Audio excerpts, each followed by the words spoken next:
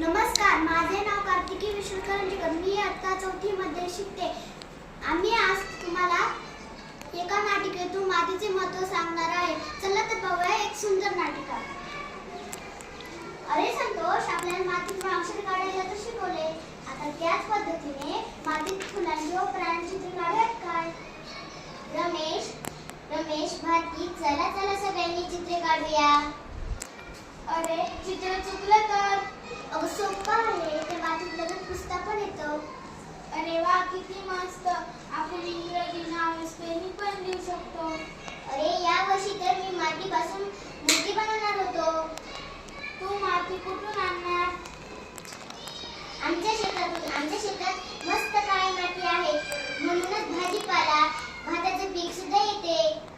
भारती, तो तुला खडक दिसतो का? बघ, त्याच्यावर उगवलेला आहे का? काहीच नाही. असे का बरं झालं असेल? कारण तिथे अजिबात माती नाही.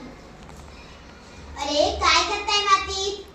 सर, तुम्ही आम्हाला मुळाक्षरे शिकवले, तसेच आम्ही मातीमध्ये चित्रे काढतोय.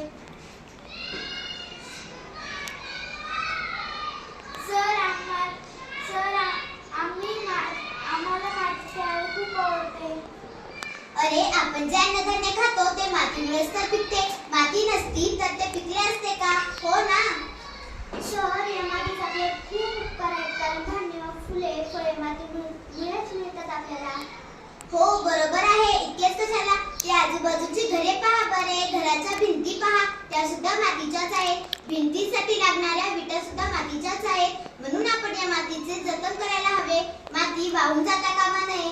खरंच सर, किती उपयोगी आहे माती, कारण तिच्या रक्षणासाठी आपल्याला काय काय करता येईल? आपण झाडे लावूया, छोटे छोटे बंधारे बांधूया,